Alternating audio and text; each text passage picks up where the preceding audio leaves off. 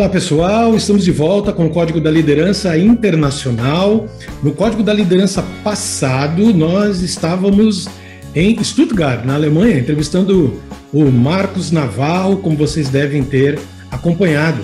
E ele falou sobre essa perspectiva da liderança por parte de um brasileiro que vai para a Alemanha e aí tem aquele choque que todo mundo imagina que exista mesmo esse choque entre um profissional brasileiro que vai para um outro país.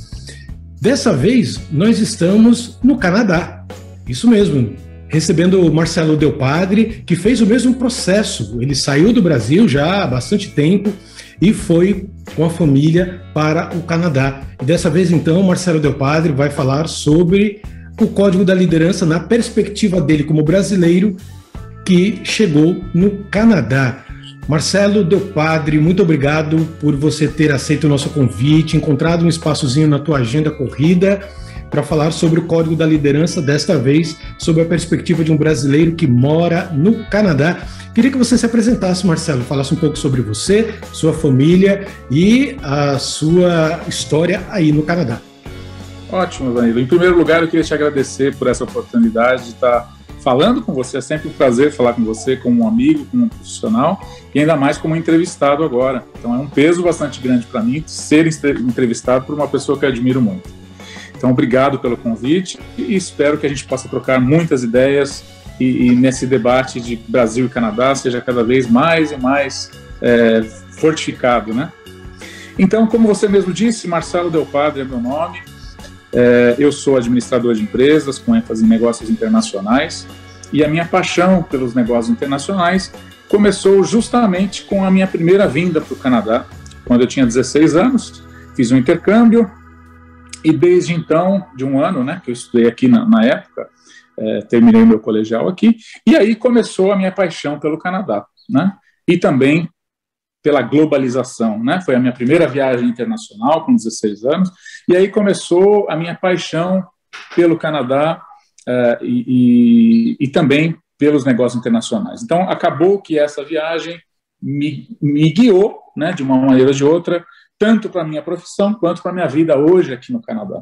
Então, tudo começou com isso. Então, estou no Canadá, estamos no Canadá, eu e minha família, há 10 anos e meio já.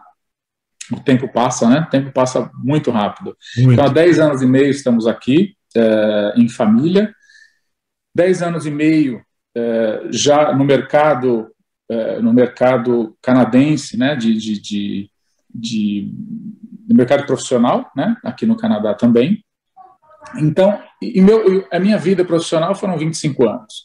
Então, eu quase que estou na metade aí de vivência profissional no Canadá e no Brasil. Comecei a trabalhar no Brasil com 21 anos, com 47, um pouquinho. Vamos dizer que quase a metade da minha vida profissional foi passada aqui. Então já tem um pouquinho de sal daqui, um temperinho do Brasil, e assim a gente vai misturando e fazendo quem eu sou hoje. Como foi, Marcelo, essa transição? A gente sempre se pergunta e imagina sair do Brasil com a cultura brasileira, a cultura inclusive de negócios mesmo, a liderança que você acaba encontrando no Brasil e depois você vai para um outro país que no nosso imaginário popular parece ser bem diferente. Como foi essa transição, essa adaptação que você teve que fazer? Eu tinha muito contato com o Canadá, né? Não só, quer dizer, profissional não, mas pessoal. Eu tenho muitos amigos aqui, a família com a qual eu morei, foram muitos anos, né, desde os meus 16 anos até os 36, foram 20 anos de namoro nessa coisa de vou para o Canadá, não vou, deixo a minha família no Brasil, não deixo, mas essa minha adaptação para cá, embora eu já tenha tido bastante entrosamento com a cultura, foi um choque muito grande, né? Eu tive que deixar no Brasil, deixar para trás todo o meu nome dentro da minha profissão, todo o meu nome que eu tinha no mercado, né, de comércio exterior, de transporte internacional, que é a minha área de atuação hoje. Eu tive que deixar tudo para trás e recomeçar a minha vida aqui. Ninguém conhecia Marcelo Del Padre aqui, que era o diretor, que era o gerente nacional da American Airlines no Brasil, que foi minha última empresa aí no Brasil, e aqui ninguém me conhecia, né? Aí eu cheguei a dar algumas entrevistas para revistas, para jornais, Então, no mercado eu era conhecido e, de repente, o Marcelo se tornou alguém que não era conhecido.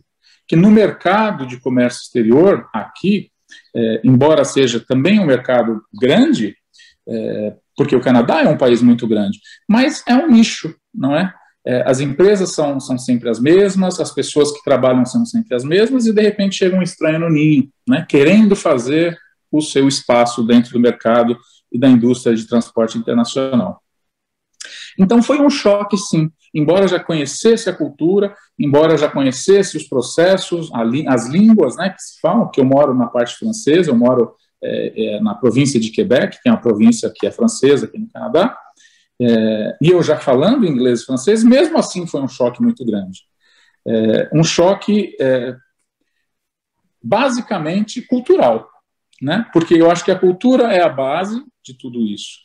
Mesmo tendo a cultura, a base da cultura, o profissionalismo é diferente, porque o pé vem da base, vem da origem, né?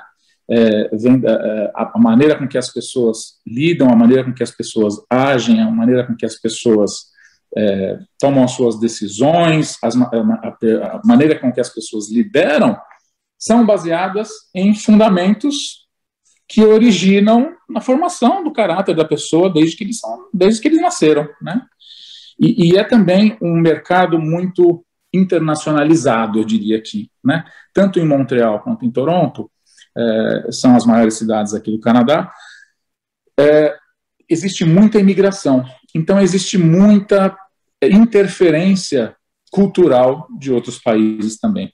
Então você hoje está trabalhando dentro de um escritório fechado e você vira para um lado, tem alguém falando em inglês, mas tem alguém falando em francês, mas tem ali um grupinho que está falando italiano, tem um grupinho que está falando chinês atrás de você, e não só a língua, mas toda a bagagem que vem com isso. Então você está lidando com pessoas, não só canadenses, mas pessoas do mundo inteiro. Isso também foi um choque muito grande. Essa miscigenação, essa abertura para o que é global realmente, né? Você está numa organização, você está numa vida, você está numa rotina que você já não domina mais, porque tudo é muito novo para você, né? Então isso foi um choque muito grande. Falando da minha adaptação, o choque maior foi o choque cultural, com certeza, embora como eu já disse, o meu namoro com o Canadá durou 20 anos, né? Até a minha mudança, da minha primeira vinda até a minha mudança, foram 20 anos namorando, rindo todos os anos, passando férias com a família, mas tudo isso eu não fazia ideia de quão difícil seria, não difícil no sentido de doloroso, mas o quão grande seria o muro que eu tinha que subir para poder fazer parte do clubinho. Marcelo, e a questão da liderança? Você falou aí de grupos bem internacionais, pessoas que vêm de vários países, o Canadá é bem internacional nesse sentido. Será que a gente consegue identificar jeitos de liderar diferentes? Os italianos, os chineses, os brasileiros, ou não, todo mundo tem que entrar na mesma vibe do que é a liderança canadense? Veja bem, existe sim, existem as diferentes imigrações em tempos diferentes. Então, os italianos, como você, porque eu também tenho origem italiana, meus pais eram italianos, a imigração italiana no Canadá aconteceu nos mesmos anos que aconteceu no Brasil, a primeira grande imigração em 1900 e a segunda em 1950, 60. E aqui foi a mesma coisa. Então, existem os imigrantes já de segundas linhagens, de segunda... as palavras vão me fugindo, você me perdoe, você me ajuda também, tá, Danilo? Tá bom. As gerações foram passando. Obrigado. Que acabam já sendo canadenses, né? Que acabam já tendo aquele toque canadense que foi mais abrangido. E existem as imigrações atuais. Né? O Canadá está aberto à imigração já há alguns anos, né? Bastante tempo, quer dizer, sempre esteve aberto, mas agora, ultimamente. Então, a última imigração, que é a atual, que é da nossa geração agora, ainda não deu tempo de eles absorverem o que é ser canadense. Então, as pessoas trazem consigo, sim, a bagagem de liderança que eles trazem da Índia, que eles trazem da Europa. A imigração é muito grande aqui da América Latina também. E a gente consegue ver exatamente como que são as diferentes lideranças. Eu ocupo o cargo de liderança desde que eu cheguei aqui no Canadá. Fui liderado por pessoas estrangeiras e também liderei pessoas estrangeiras. E aí que está a mágica da liderança, né? De você se adaptar, de você ter a flexibilidade suficiente para você poder lidar, de ser liderado por uma pessoa que pensa totalmente diferente que você, né? Que tem costumes totalmente diferentes de você, e também liderar pessoas com que você não tem a mínima afinidade cultural. Né? Perfeito, perfeito. Marcelo, os canadenses, vamos falar dos canadenses, não importa de qual país eles vieram, né? Então vamos falar agora do canadense de um modo geral. Eles investem mais no preparo da sua própria liderança, da sua carreira, estudam mais, as empresas investem mais do que você tem a memória do Brasil? Eu acredito que no Brasil, eu acompanho bastante ainda o desenvolvimento no Brasil. Eu estou na área de desenvolvimento humano, eu sou coach também, né, como eu disse, estou em desenvolvimento para uma vertente um pouco mais de desenvolvimento humano, fora a minha profissão, né, isso para conhecimento pessoal e desenvolvimento pessoal. E eu tenho visto, sim, que existe uma preocupação grande. Mas eu vejo que no Brasil ainda, mesmo acompanhando pelas redes sociais, pelos noticiários, eu vejo que a preocupação no Brasil, que a gente vê hoje, é maior do que a preocupação aqui de desenvolvimento humano, desenvolvimento de liderança. As pessoas aqui, elas estão preocupadas em geral, né? Quando eu digo é a minha percepção, eu queria deixar bem claro isso, não é a verdade absoluta, é a minha percepção, e eu percebo que as pessoas aqui, elas estão mais ligadas no dia a dia. No desenvolvimento pessoal é mais individualista. E eu vejo no Brasil as pessoas buscarem por esse crescimento através das empresas. Então, as próprias as lideranças no Brasil, as próprias empresas oferecem cursos, as pessoas vão atrás de cursos de desenvolvimento, de liderança, vão atrás de desenvolvimento pessoal.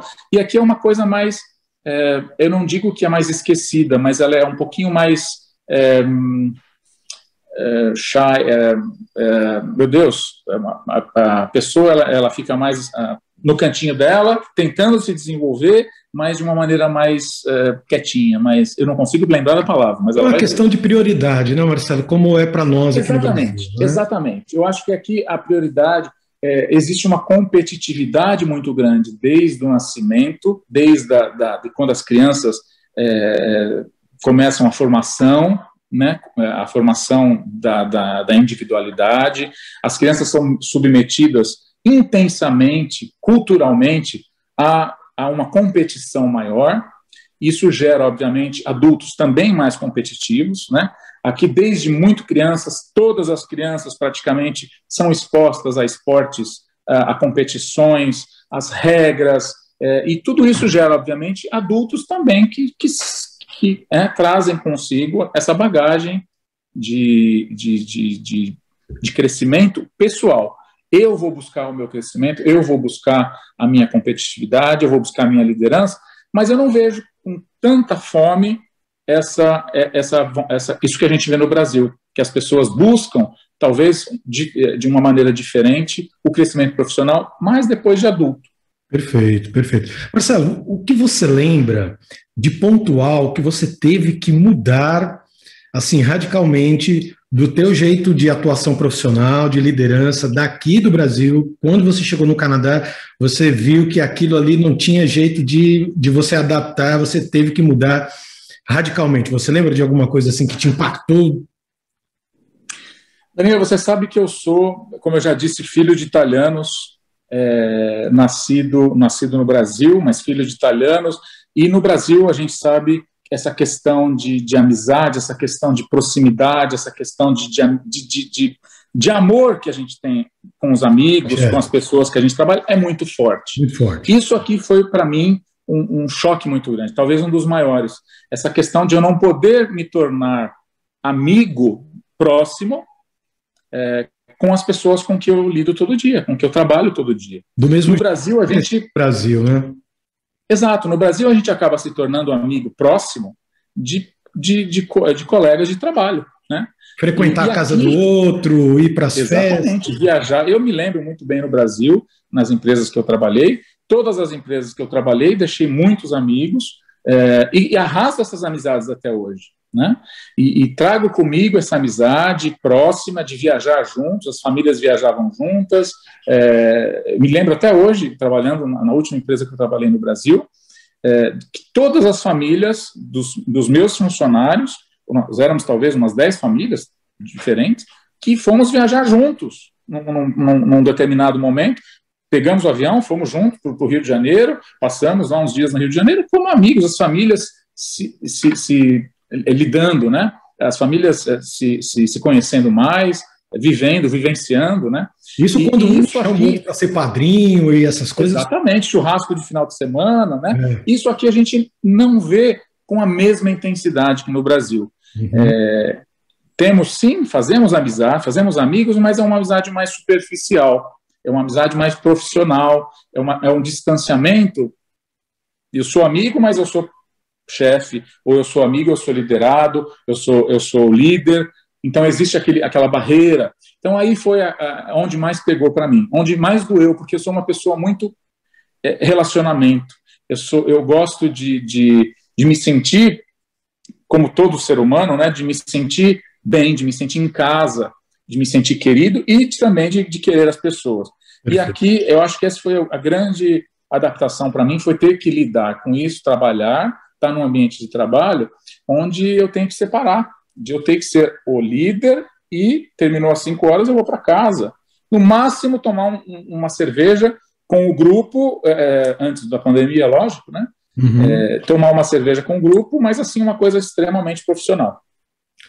As empresas, da mesma forma que a gente vê aqui no Brasil, e eu vejo muito isso, as empresas preocupadas, até porque elas não têm outra alternativa, preocupadas em fazer com que o trabalhador delas, os profissionais agregados a ela, se desenvolvam. Ou seja, tem inclusive as universidades corporativas, as empresas bancam, literalmente trazem profissionais que dão treinamentos dentro das empresas. As empresas canadenses, elas têm essa mesma preocupação, tentando levantar novos líderes, novos talentos de dentro dela. Elas investem da mesma forma que as empresas brasileiras investem, Marcelo? A experiência que eu tenho, Danilo, é de empresas, assim, a maioria das empresas, pelo menos as que eu trabalhei até hoje aqui e as que eu tenho conhecimento, elas possuem um tipo de bolsa, né, elas oferecem para os funcionários um valor X anual que você pode utilizar para a sua formação, obviamente dentro da sua vontade. Isso então, é uma política geral de mercado ou algumas empresas é que fazem isso? É uma política de grandes empresas. Empresas maiores investem no funcionário porque eles também recebem do governo um incentivo caso isso aconteça, né? Então as empresas colocam à disposição de um funcionário um valor X anual. Eu vou te dar exemplos aí de valores, mas simbólicos. Eu vou te dar, sei lá, $5.000 por ano para sua formação. Então você vai escolher o curso que mais faz sentido para você, juntamente com o seu líder, né? E ele vai te autorizar a você fazer um curso de liderança, um curso de gerenciamento de tempo, um curso de qualquer seja, o curso que tem a ver com o seu desenvolvimento profissional. Então, tem muita gente que escolhe, mas infelizmente, né, a última empresa que eu tive, quer dizer, a minha última empresa antes dessa agora, tinha esse valor fixo, $5.000 por funcionário, todos os funcionários tinham direito, e eu acho que nem 10% das pessoas utilizavam. Era um valor dado para você. Ninguém te cobrava e era 100%, era integral. Então, qualquer curso que você fosse fazer, você podia gastar até $5.000 por ano, que a empresa te reembolsava totalmente. E assim, talvez nem 10% dos funcionários utilizavam esse valor. Isso faz ser muito aquilo que você comentou. As pessoas até secundarizam essa ideia de colocar curso, não é? Adquirir diplomas e tal, realmente não faz muito sentido. As pessoas aqui, elas são bastante estudadas. O acesso ao ensino é muito fácil, né? Você consegue ir para uma faculdade aqui, pelo menos na província de Quebec, que é subsidiada pelo governo, em sua grande maioria. São faculdades que você paga um valor muito baixo, né, para ter acesso. Particulares. As faculdades, elas são particulares, mas subsidiadas pelo governo. Né?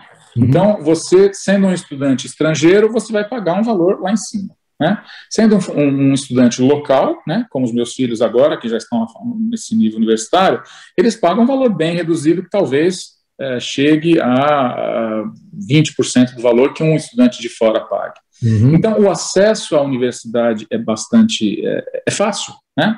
Todo mundo pode chegar numa faculdade, e aqui, se não me engano, o Canadá é um dos países que tem o maior índice de alunos de mestrado, de doutorado, de pós-doutorado, porque é muito fácil o acesso, né, a tudo isso. Para você chegar e fazer um pós-doutorado numa universidade de renome no Brasil, é uma coisa que poucos chegam, né, hoje em dia, infelizmente. E aqui você vê muita gente que tem pós-doutorado que está trabalhando com você, né, que está na mesma empresa que você, que é uma pessoa que tem uma vida, não é aquela coisa seletiva como a gente vê no Brasil.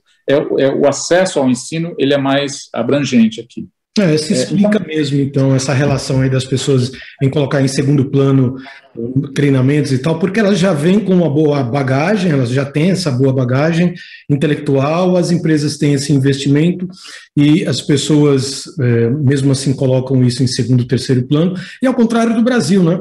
Que a educação é muito complicada, é muito difícil, não tem bons resultados, então quando o camarada chega numa empresa e uma empresa banca os estudos, esse funcionário agarraria tranquilamente esses $5.000 aí, sem dúvida. Né?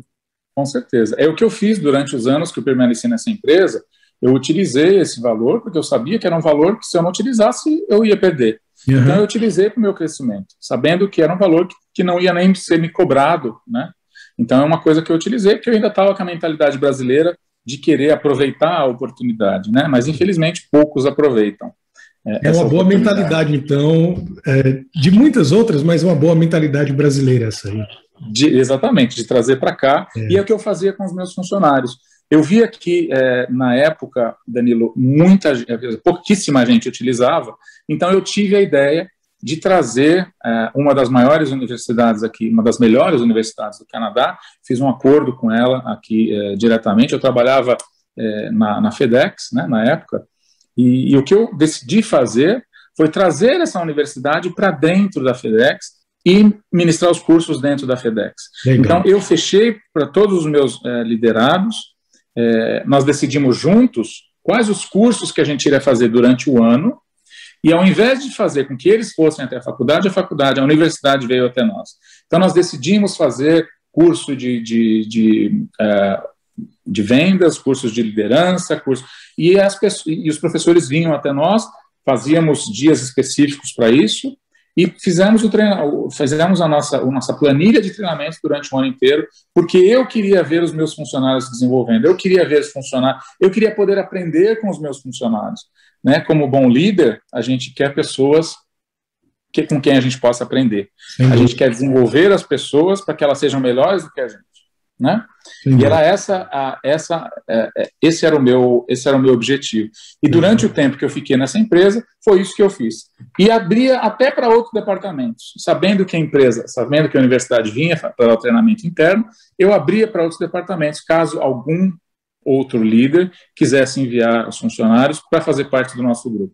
É o sonho de muitos funcionários aqui no Brasil, né? A questão da escassez é bem notória nisso aí, ou seja, quem tem acaba não aproveitando porque não foi gerado nele esse sentimento de escassez que é muito claro aqui para o brasileiro, né? O brasileiro não tem acesso a tudo isso, então tem aquela mentalidade da escassez. Eu preciso agarrar alguma coisa parecida com isso aí.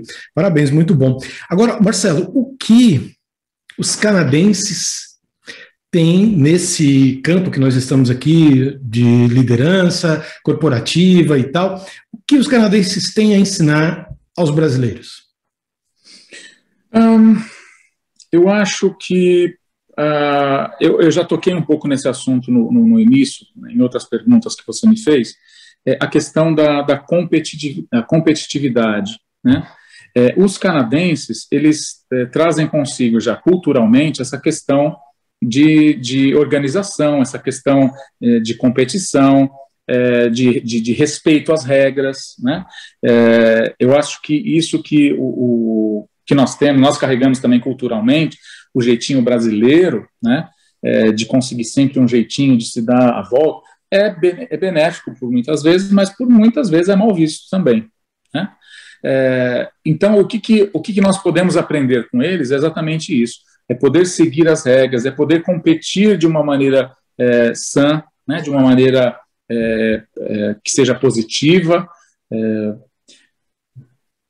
ser coerente, né? Ser coerente, você seguir o seu caminho, tendo certeza que você não está afetando ninguém, cada um por si, né? Cada um por si, mas ter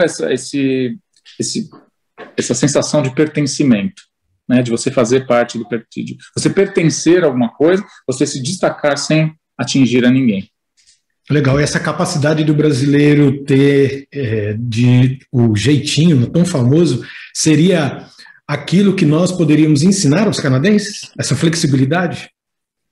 Mas de uma maneira... Você está dizendo o brasileiro trazer para o Canadá ou o Canadá? Isso, aí seria na pergunta, o que o brasileiro poderia ensinar ao canadense? Será o jeitinho? O jeitinho brasileiro, como eu disse, de uma maneira não ética, pejorativa, né? Não pejorativa, né? De uma maneira positiva, de nós conseguirmos flexibilizar muitas vezes em ações, em percepções também, porque aqui a gente percebe muito que é branco, branco, preto, preto, vermelho é vermelho, verde é verde. No Brasil a gente consegue dizer que se misturar o branco com o preto dá um cinzazinho ali, o amarelo com o azul dá o verde, ou o verde com o amarelo dá azul, enfim. E aqui eu acho, né, a minha percepção quanto a isso, é que as pessoas são mais o que é correto, o que é horário, se é para estar lá às 8, eu vou estar às 8, né? Então, talvez de flexibilizar um pouquinho não machuca. Então, talvez esse seria o ensinamento de brasileiros para o canadense. Mas eu acho que é uma troca também, Danilo.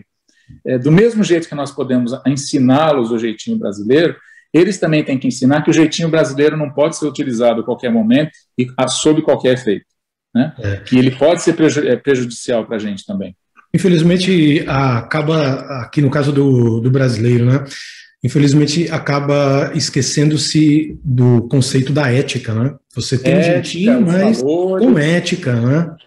Exatamente. Deixa-se para trás a ética, os valores, as leis, né? Deixa-se tudo para trás, infelizmente. Bom, Marcelo, então, diante de toda a experiência que você tem de Canadá, tanto como morador, quanto no mundo corporativo, no mundo acadêmico, para você, qual é o código da liderança?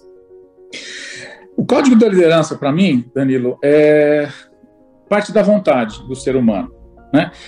Você conseguir colocar etapas na sua vida, que você consiga subir degrau por degrau e se desenvolvendo conforme as suas capacidades, conforme a sua vontade.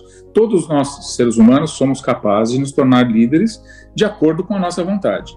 Então, o que eu quero, tudo que eu vivenciei na minha vida faz com que eu me torne quem eu sou hoje. Mas nada disso é colocado no cimento, é cimentado, e você se torna justamente, fixamente aquilo que você quer. Todas as suas percepções fazem com que o Danilo seja o Danilo hoje. Tudo que você viveu na sua vida faz com que você seja, e a sua liderança, ela está diretamente ligada às suas percepções. Então, que seja o código de liderança para mim é sim a flexibilidade de acordo com a sua vontade. Então, que tipo de líder você quer se tornar e trabalhar cada ponto da sua vida que te levou até ali a se tornar a pessoa que você quer. Os moldes hoje, não existem moldes, não existem fórmulas específicas para te formar uma pessoa A, B ou C, né? O A, para mim, é totalmente diferente da sua percepção do A. Então, a sua liderança, a sua percepção de liderança é totalmente diferente da percepção daquela pessoa ou da outra pessoa. Então, parte do seu interior, parte da sua vontade, que tipo de liderança você quer buscar na sua vida, e de acordo com as suas vivências, você trazer e trabalhando aquilo que você precisa trabalhar para encontrar o seu rumo da liderança. Então, seja no Brasil, seja no Canadá, seja na China, todos nós temos a possibilidade de nos tornar, desde que nós tenhamos um plano de navegação, de onde nós estamos, aonde nós queremos ir, né? Não adianta a gente trabalhar lá para trás, porque já para trás já passou. Então, baseado na nossa vivência, o que nós chegamos até hoje, sim, mas o que nós podemos alcançar? Então, trabalhar os nossos pontos, as nossas fraquezas, né, os nossos pontos fortes e fracos e tudo mais, e trabalhando a cada um para que a gente possa se tornar pessoas melhores, indivíduos melhores, profissionais melhores, não só em cargo de liderança, mas liderança da nossa vida, né? Liderança que a gente possa tomar a liderança da nossa vida, ser os líderes e desenvolver aquilo que a gente quer desenvolver como pessoas, desenvolver como pais, desenvolver como mães, pais de família, amigos, né? Isso que é liderança para mim. Perfeito, Marcelo. A mais nobre das lideranças é realmente liderar a si mesmo, liderar a própria vida. Muito bem, Marcelo, chegamos ao finalzinho do nosso encontro, do nosso bate-papo, nossa entrevista aqui no Código da Liderança. Eu queria que você, então, colocasse para aqueles que nos acompanham, os seus projetos, as suas redes sociais, se você assim quiser. Enfim, o tempo é teu. Obrigado, Danilo. Eu queria dar uma dica de uma leitura que eu comecei agora esses dias, Hábitos de Alta Performance, de Brandon Burchard. Um livro maravilhoso que eu acho que ajuda a gente a nos desenvolver, né? Através dos hábitos que a gente vai colocando em nossa vida, a gente pode se tornar pessoas melhores também. O que eu gostaria de dizer, de colocar como conclusão da nossa conversa, é que a gente deve buscar a cada dia a nossa melhoria contínua, né? Então, que a gente possa, a cada dia, buscar ser melhor do que a gente foi ontem. A gente pode, sim, a cada dia, a cada hora, buscar algo melhor do que já aconteceu com a gente. Nosso passado serve como base, mas o nosso futuro pertence a nós. Então, que a gente possa ir em frente através dos nossos desejos, botar em evidência as nossas forças, basear nelas, e é isso que a gente quer. Então, eu queria deixar essa mensagem. Minhas redes sociais, Marcelo Del Padre, Instagram, que eu acho que é a que mais a gente usa hoje. Te sigo bastante, adoro o seu conteúdo, parabéns pela sua iniciativa de levar a liderança, de desenvolvimento de pessoas também. Parabéns por tudo isso, pela sua iniciativa, e conte comigo sempre. Obrigado, Marcelo, obrigado por ter aceito o nosso convite. Esse tempo foi muito precioso para todos nós, com certeza. Essa tua experiência aí no Canadá, um país super internacional como ele é, foi um achado para nós aqui do Código da Liderança, que a gente já vinha trabalhando, tentando encontrar um espaço na agenda, né, de nós dois para dar certo, e deu certo hoje, graças a Deus. Muito bem. Muito obrigado, então, Marcelo Del Padre, direto do Canadá, e obrigado a você por ter acompanhado mais um Código da Liderança Internacional. Começamos lá em Stuttgart, fomos para o Canadá. Qual é a cidade mesmo aí, Marcelo? Montreal. Então, de Stuttgart para Montreal, e de Montreal, não sei para onde nós vamos, mas nós vamos falar com certeza no próximo programa de liderança, porque aqui é o Código da Liderança. A gente se vê. Tchau. Pronto, Marcelo. Muito bem. Legal, cara. Muito obrigado, Marcelão Del Padre.